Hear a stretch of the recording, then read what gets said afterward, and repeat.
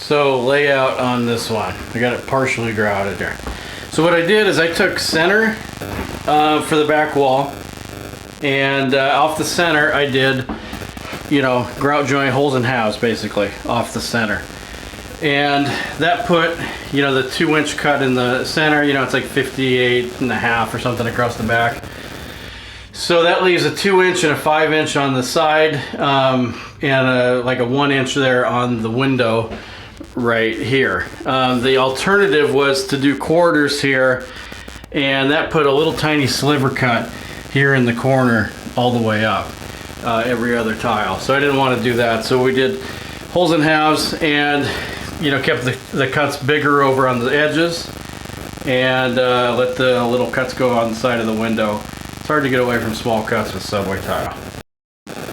Then for the corners here, you know, it's always nice to be able to come in here and then just have the little piece that kind of, you know, so it looks like the tile's like folded in the corner there. It didn't work for this one because it would have just put a little 1-inch cut, you know, the whole way up every other piece, because this is the 5 and then you'd have the 1, you know. So and then the other thing is we have these niches, and the niches are centered, and so for center I got, you know, all the plumbing fixtures here are 14 1/8, same with the drain, all that stuff. So we come 14 1/8 here, that's center for the niche, and then went 9 inches each ways. And that also allowed me to have a mirrored cut in the corner. So at least, you know, mirrored isn't my #1 choice, but at least it looks intentional and it works, and it is an alternative. So we did all that, and then came out and there's holes in halves.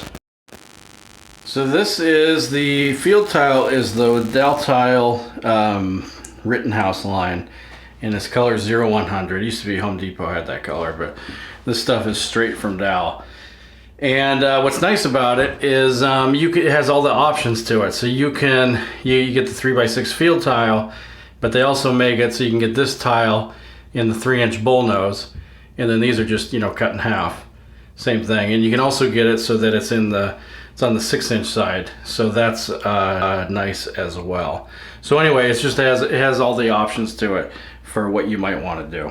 And this is a follow-up to yesterday's post, but so along with that, here we have, instead of doing a 3x6 with the bullnose on the 6-inch side, what I did is I ordered 6x6 for these, and that way I can eliminate that little cut, because it's always annoying to have that little grout joint in the back and nobody likes it. So anyway, so this is about a 4-inch piece, but it's one solid piece. Did the same thing up there, and then also in the niches here, those are about 3 3/4, and did the same thing there. But then the side bullnose, it's all, you know, the 3-inch. So anyway, it's just another option. It's nice to have the 6x6 as an option with this line as well.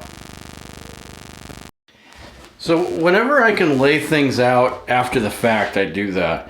So these niches, you know, I like to cut the niches in later. You know, so this one, there's nothing I can do about the height of the tub. You know, that's established.